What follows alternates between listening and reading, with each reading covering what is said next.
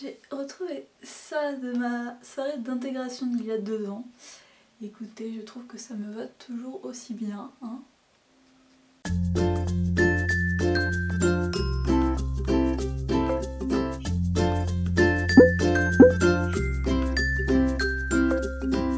Et coucou!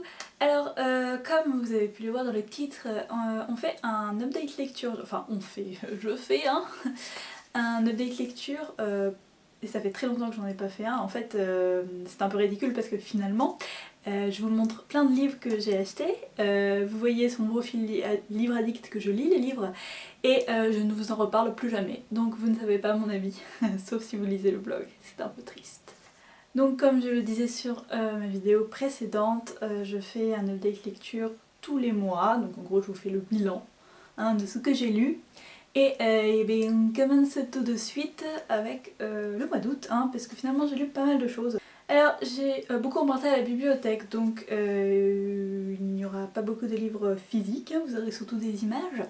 Donc le premier livre que j'ai lu en août, il s'agit d'une bande dessinée et c'est Carnet de thèse de Tiphaine Rivière aux éditions... Oui, parce que j'ai oublié mon carnet, donc forcément je ne sais plus les éditions ni les noms. Donc c'est aux éditions Seuil. Alors très rapidement, c'est l'histoire d'une jeune fille, d'une jeune enseignante en ZEP qui s'appelle Jeanne et qui va en fait décider de tout plaquer pour faire une thèse. Et en fait on va la suivre pendant 5 ans, il me semble. Donc comment ça se passe la thèse, qui est-ce que tu rencontres, machin, truc muche. Alors globalement en fait, elle m'a un peu déçue cette bande dessinée. Pourquoi ? Alors l'histoire est très intéressante, c'est-à-dire que oui, donc en fait on va suivre Jeanne dans la jungle un peu de la thèse, donc il me semble qu'elle fait sa thèse sur Kafka, sur le motif du labyrinthe dans Kafka, quelque chose vraiment de très, très spécialisé dirons-nous, en même temps c'est le principe de la thèse. Et donc c'est comment est-ce qu'on s'inscrit, on a un directeur de thèse qui est absolument pas concerné en fait par ses étudiants, qui dit tout le temps oui oui je vais le lire, et en fait qui dit ah mince j'ai pas envie, etc. Il y a la secrétaire qui fait tout pour décourager les étudiants de s'inscrire en thèse parce que ça veut dire qu'il faut qu'elle travaille. Donc ça c'était en fait assez intéressant, même si je suppose et j'espère très très fort que ça ne se passe pas toujours comme ça en thèse parce que ça risque d'être un peu compliqué. Donc ça c'était plutôt rigolo. En fait j'étais un peu déçue dans le sens où j'ai trouvé ça en fait assez long et assez bizarrement rythmé. C'est-à-dire qu'on va beaucoup la suivre pendant 1 an et ensuite il y a des gros comment on dit, sauts spatio-temporels, donc c'est un peu compliqué. J'ai vraiment pas accroché au dessin du tout et c'est vrai que pour une bande dessinée c'est un peu, voilà, c'est un peu rédhibitoire, mais bon c'est totalement subjectif. Et surtout en fait c'est le personnage de Jeanne qui m'a beaucoup gênée, que j'ai trouvé assez désagréable et en fait assez désespérée, je sais pas, assez aussi égoïste. Elle parle absolument tout le temps de sa thèse et du coup à un moment son copain la reprend et tout, et juste toi t'avais envie de la secouer genre 25 pages plus tôt en disant mais arrête, genre arrête de te morfondre, fais un truc, etc. Donc voilà, ça c'est petit point négatif. Je crois que je lui ai mis 13 sur Livre Addict parce qu'en fait c'est plus une sensation globale, j'ai pas été emballée plus que ça. Voilà, c'est pas une mauvaise BD mais alors ensuite j'ai lu le tome 2 et 3 de Zombieillennium, donc de Arthur de Pin aux éditions Delcourt. Donc le tome 2 s'appelle Ressources humaines et le tome 3 s'appelle Control Freaks, il me semble. Donc Zombieillennium c'est une série que j'aime beaucoup en fait, que j'avais découvert sur la chaîne de Mallory, donc de Mallory Done Books. Vous aurez comme d'habitude les liens en barre d'infos. Donc en fait en gros c'est un centre d'attraction, un centre d'attraction, enfin une fête foraine en fait, où il n'y a que des vrais monstres en fait qui y travaillent, donc des vrais zombies, des vrais squelettes, etc. Et en fait du coup les humains croient que c'est pour de faux et en fait c'est pour de vrai, donc voilà. Donc c'est une série que j'aime beaucoup, que je trouve toujours très drôle. En fait il y a une petite touche d'humour noir mais qui est quand même vachement rigolote. J'aime beaucoup suivre les personnages, je les trouve vraiment assez chouettes. Donc c'est une série qui est pas très bisounours, en général il y a quand même un petit peu de violence entre guillemets, c'est pas non plus ultra glauque, mais des fois c'est pas très drôle quoi. Voilà, j'aime beaucoup le dessin, donc Arthur de Pin il dessine entièrement sur ordinateur.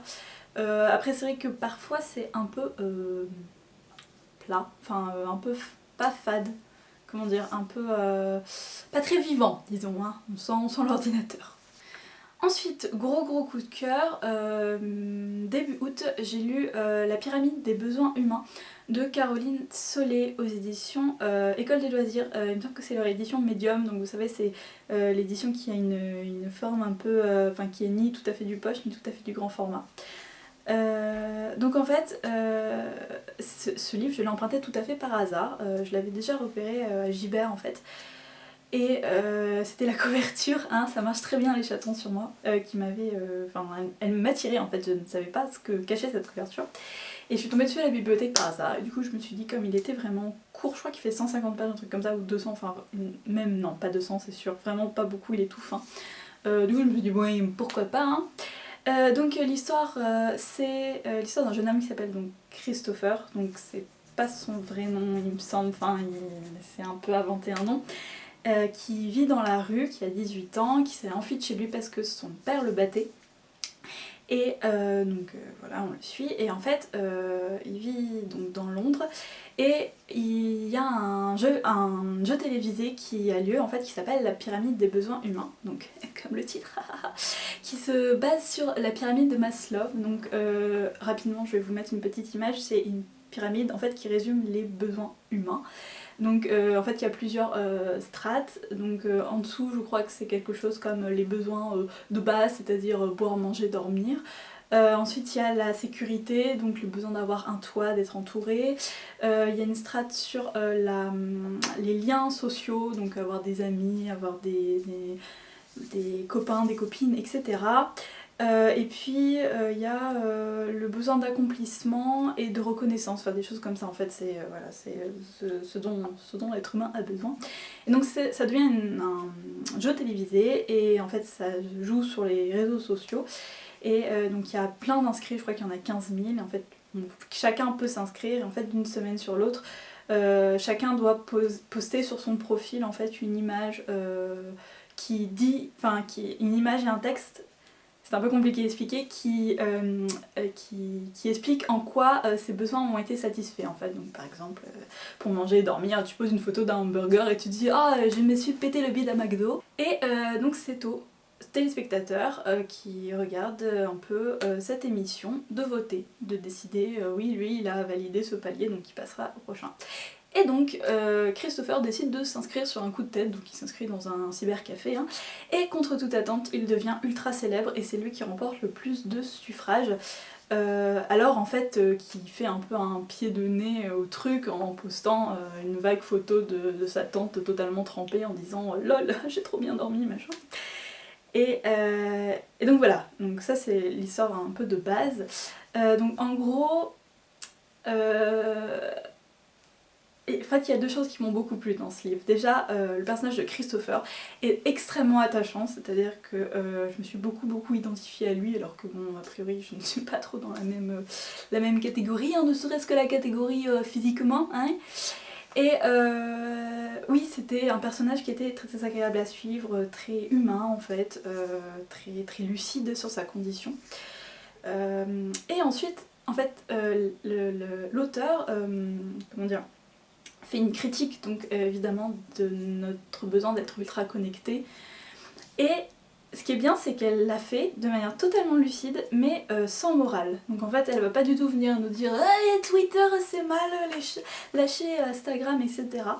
Elle dit juste bon voilà, constat, on est hyper connecté. Enfin, c'est un livre qui fait vraiment beaucoup réfléchir mais qui n'est pas du tout moralisateur et ça c'est vraiment très bien. Ensuite j'ai relu Bouche d'ombre, le tome 1, donc Lou 1985, donc dessin de Maud Bégon et scénario de Carole Martinez. Donc Carole Martinez elle est notamment connue pour avoir écrit Le cœur cousu que j'ai dans ma palle. Donc c'est une trilogie, donc ceci est le tome 1, j'ai emprunté le tome 2 à la bibliothèque qui est sorti il n'y a pas longtemps, donc voilà à quoi il ressemble. Donc là ça se passe en 1900. Et globalement c'est l'histoire d'une jeune fille qui s'appelle Lou, qui est contemporaine, hein, qui vit en 2000, dans les années 2000 à Paris, et en fait qui a comme particularité de voir les morts mais de façon un peu à pouvoir communiquer avec eux et à les aider. Et donc dans ce tome là, elle fait une séance en fait de spiritisme avec ses amis qui tournent un peu mal. Voilà, je peux pas vous en dire plus sinon je vais vous spoiler. C'est une série que j'aime beaucoup. Alors déjà, premièrement, pour les dessins, que je trouve absolument sublime. Je vais vous essayer de trouver des belles planches. Le trait est vraiment très humain pour le coup, hein. Je vous parlais tout à l'heure de Arthur Depin qui avait un trait un peu ordinateur où on ne sentait pas trop l'humain. Derrière là pour le coup c'est, du coup il me semble que c'est du crayon de papier et colorisé à l'ordinateur.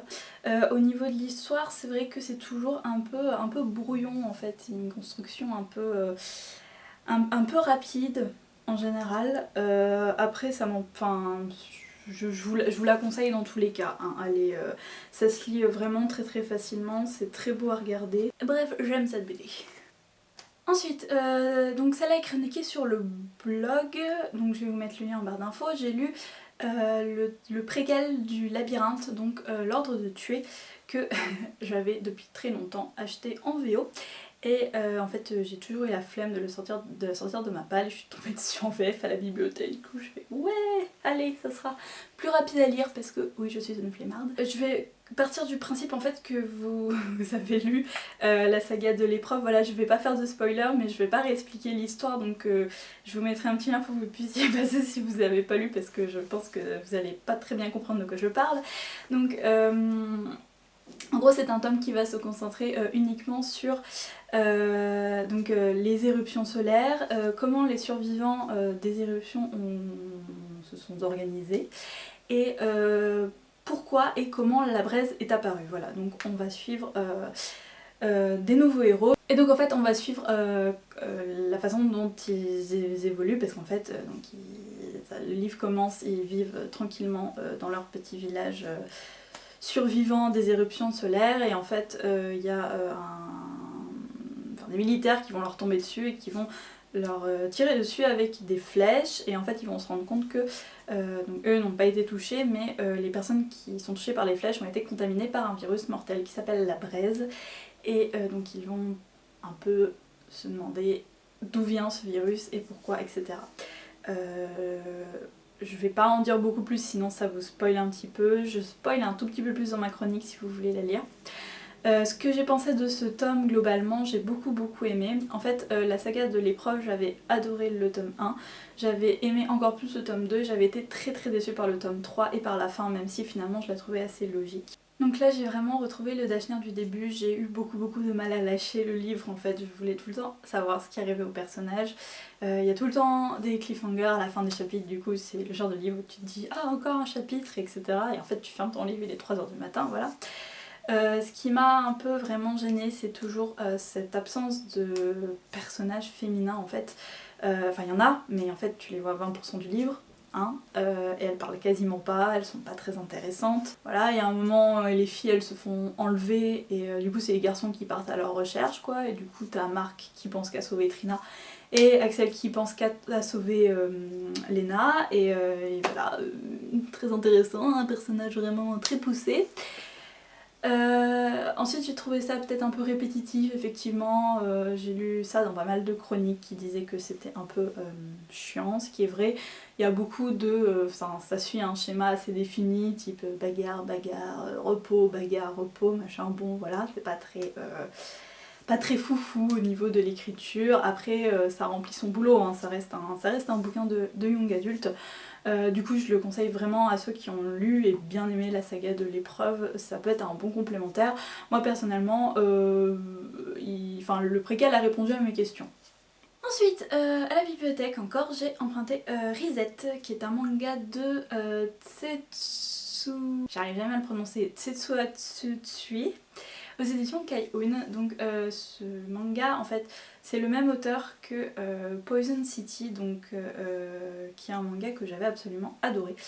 Et en fait c'était Sita, donc de la chaîne Look at It Bats, vous commencez à la connaître je crois maintenant un petit peu, qui me l'avait conseillé en disant bah du coup moi j'ai pas lu Poison City mais j'ai lu Reset et c'est vachement bien, du coup si tu peux le lire et si tu le trouves, lis-le. Alors je trouve l'histoire un peu compliquée à résumer, ça se passe dans un Japon contemporain où en fait enfin, il y a un jeu en ligne qui existe qui s'appelle Dystopia et en fait c'est un espèce de jeu de réalité virtuelle extrêmement poussé, donc en fait t'as vraiment l'impression de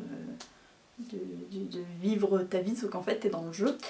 Et, et en fait pour certains des joueurs, à un certain moment, à un moment donné du jeu, il y a une inscription en fait qui apparaît dans leur jeu qui dit votre vie est un échec, appuyez sur reset. Et en fait ça les pousse au suicide. Donc en fait il y a une espèce de vague de suicide voilà, qui se passe que dans un immeuble. Et il y a donc un jeune homme qui est un jeune hacker au service du gouvernement qui va tenter d'élucider un peu pourquoi ça se passe que dans cet immeuble. Il se lit très vite, ça c'est un très bon point, c'est très agréable, enfin très agréable, c'est un peu déprimant, hein, tu regardes pas beaucoup, mais ça se lit oui, globalement assez vite. J'aime bien les dessins. Voilà, bon après c'est les mêmes que pour Poison City. Je trouve que c'est un trait qui va assez bien avec finalement l'histoire en fait. Après j'ai quelques réserves sur le rythme du manga que j'ai trouvé en fait extrêmement rapide.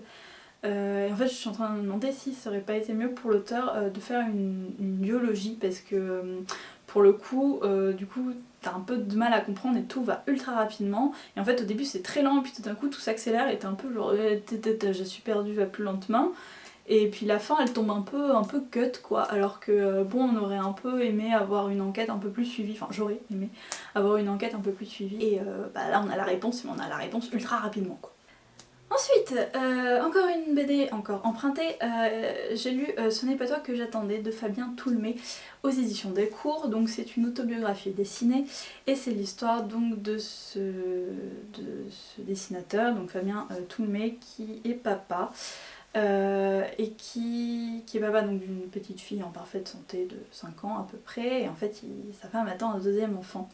Et il va y avoir une espèce de concours de circonstances qui va faire que l'enfant va naître trisomique.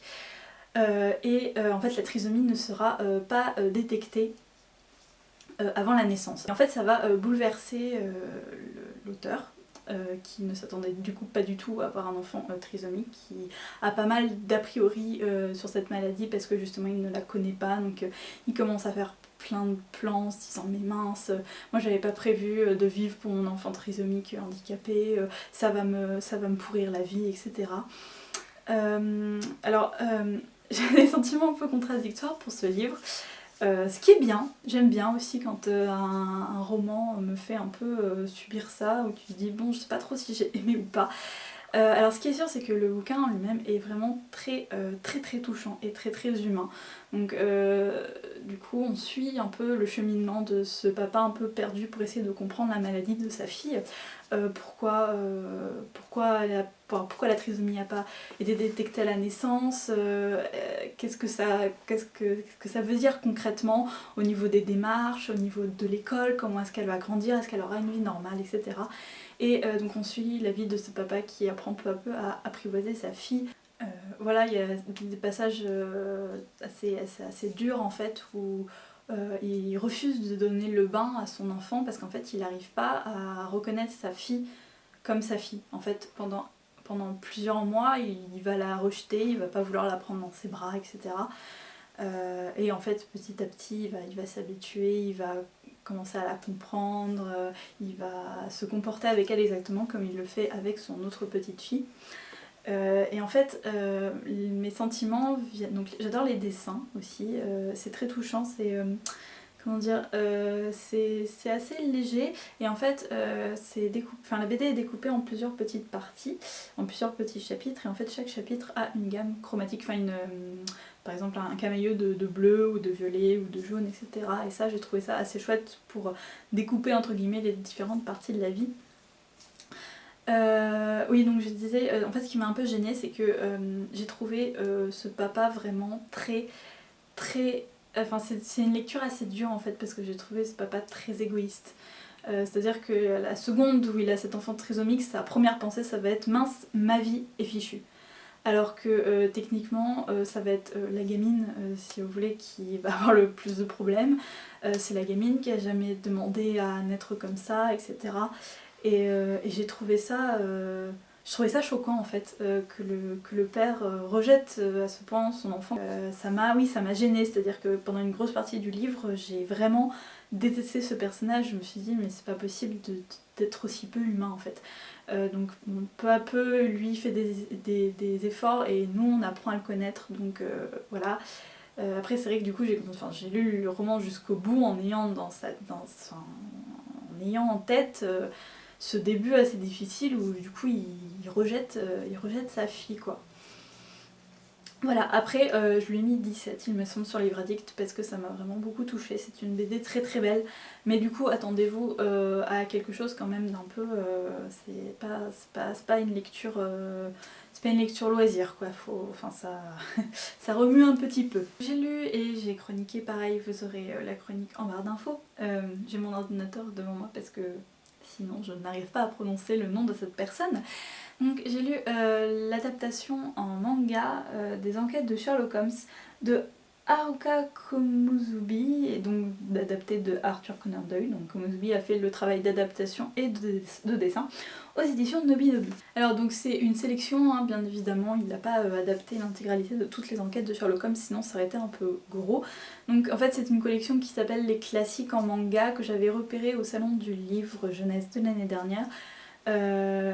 Qui m'avait un peu attirée dans le sens où je savais pas trop ce que ça allait donner en fait. Il y a Roméo et Juliette, il y a Princesse Sarah, il y a les aventures de Tom Sawyer, enfin c'est ce genre de classique. Et en fait j'avais un peu peur que ce soit en fait très très édulcoré. C'est pas le cas, ça tient plutôt bien la route, donc il y a un mélange de 5, enfin un mélange, un espèce de pot pourri, des melting pot, de 5 enquêtes de Sherlock Holmes, donc je ne me souviens plus, je sais qu'il y a le ruban tacheté, la Ligue des rouquins extraordinaires, je crois, je ne sais plus les titres exacts. Enfin bon, il y a une petite sélection. Bon, ce qui m'a plu, c'est que je le trouve assez bien en fait comme introduction au personnage et à l'histoire de Sherlock Holmes pour les enfants. Il n'y a pas de problème, les personnages sont à peu près respectés, physiquement, voilà, vous avez ce Sherlock Holmes toujours représenté, d'ailleurs je pense qu'il est, j'ai l'impression que c'est très très inspiré du personnage qui a créé Benedict Cumberbatch, donc qui a créé Benedict pour le personnage de Sherlock, donc dans la série télévisée. Donc vous avez ce grand inspecteur avec des traits assez ciselés, un regard un peu noir, acéré avec des cheveux noirs et tout. Et de l'autre côté vous avez Watson qui est un peu plus petit, un peu plus joufflu, un peu plus roux, un peu plus... Enfin voilà, vous sentez que c'est un peu le Hardy quoi. Ça se lit assez rapidement, les cases sont découpées de manière un peu cinématographique, donc c'est assez agréable globalement, voilà, ça m'a bien plu. Après c'est vrai qu'en fait ils ont essayé d'introduire pas mal de personnages, ils ont donc introduit Watson et Sherlock, et ils ont introduit le grand méchant donc, qui est Moriarty. Le problème c'est qu'en fait on voit 3 pages, hein, on en parle beaucoup et on voit vraiment pas beaucoup, et du coup ça m'a un peu laissé sur ma faim. Je me suis dit bon autant qu'à faire autant faire 2 tomes, je sais pas si vous voulez un peu parler de Moriarty, mais soit ne pas le mettre du tout, soit mettez-le vraiment quoi, mais là les 3 pages où on le voit, bon c'est pas forcément très agréable. Après c'est vrai qu'on perd beaucoup l'écriture de Conan Doyle, donc là où quand vous lisez les aventures de Sherlock Holmes, vous allez prendre un peu plaisir à mener l'enquête, vous avez les indices, vous vous dites ah c'est peut-être lui, c'est peut-être lui. On perd un peu ça avec le manga en fait, on a plus tendance à se laisser porter parce que déjà les dessins sont imposés etc, on ne donne pas tous les indices donc forcément on peut pas deviner de nous-mêmes. Donc c'est un peu brouillon mais c'est plutôt très agréable. Bon après ça remplace évidemment pas le bouquin. Mais c'est une bonne façon d'introduire les personnages. Ensuite, j'ai beaucoup lu pendant ce mois d'août, moi j'étais en vacances, j'ai lu Game of Thrones décrypté de Antoine Cherdy aux éditions City. Donc en fait c'est, comme son nom l'indique, un espèce d'essai sur la série Game of Thrones. Qui est assez complet, donc ça a été une très très bonne surprise. Je crois que je lui ai mis 17 ou 18 sur Livre Addict. Il y a des fiches avec des personnages, il y a pas mal on parle beaucoup des influences historiques de Martin, de ses influences littéraires, donc les trucs genre Homer, etc., Tolkien, la fantasy en général. Il y a des chapitres très intéressants sur la notion de pouvoir, la place de la femme et le féminisme, le sexe.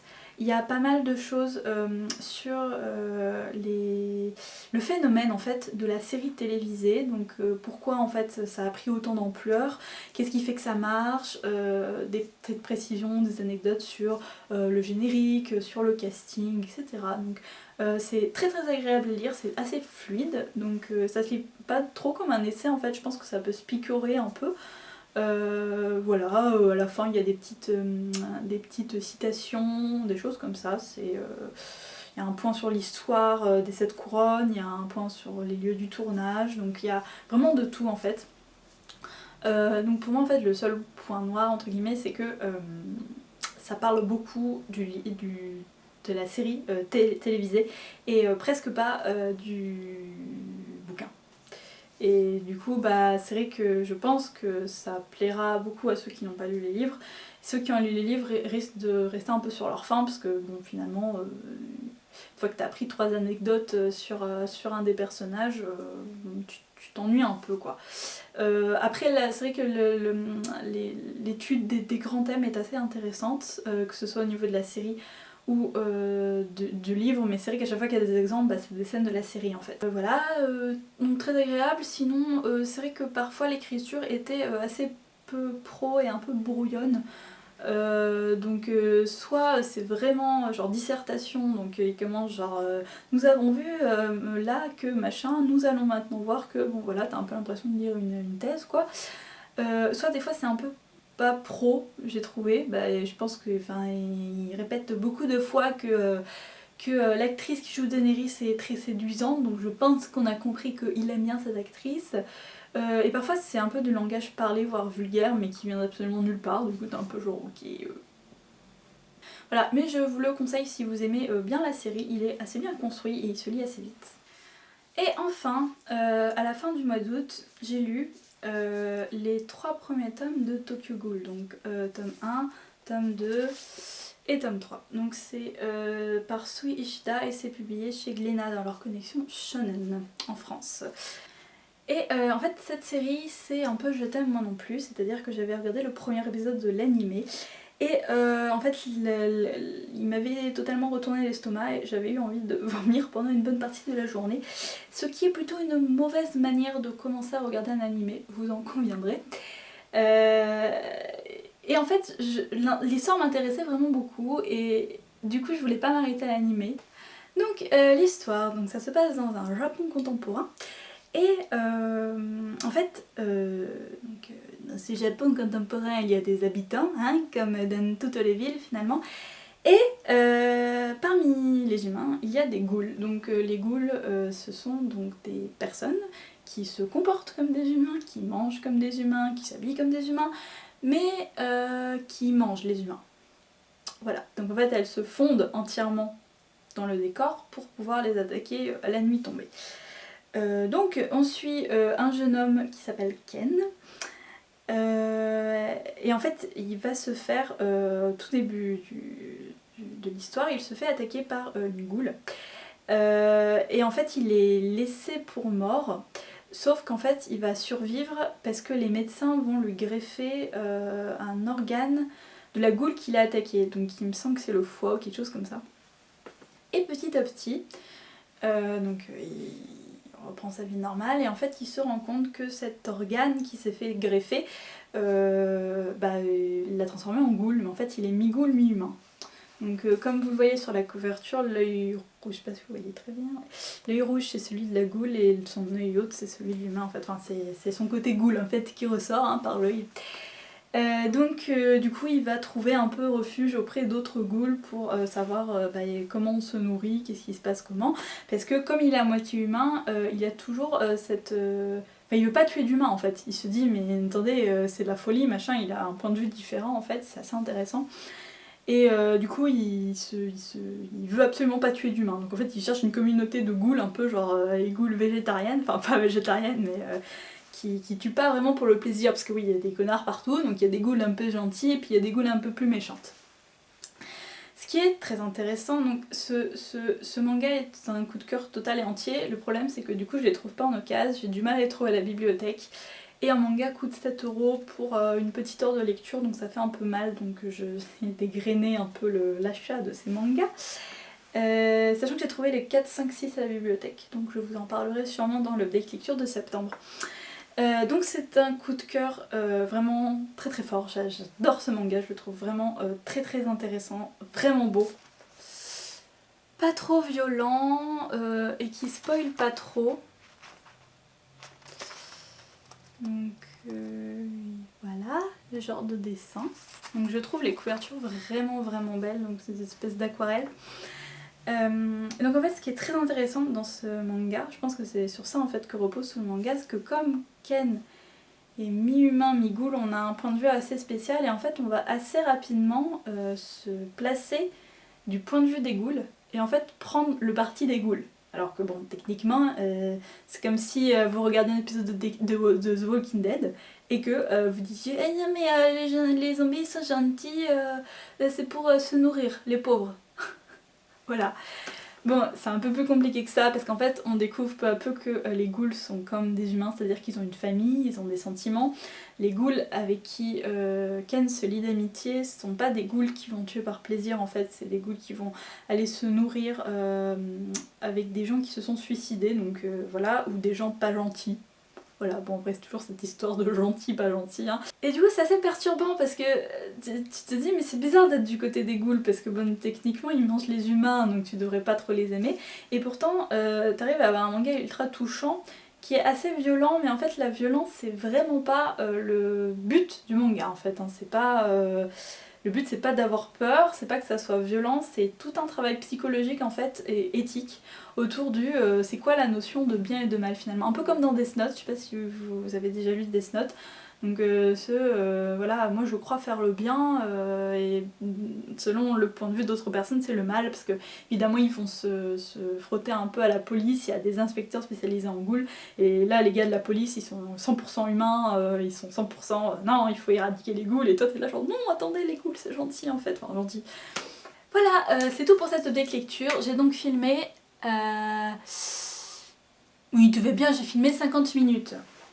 Voilà, je crois que je vais couper un peu. Hein.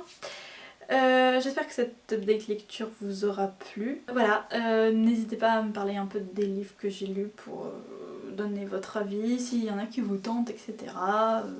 Partagez la vidéo, pouce vert, etc. etc.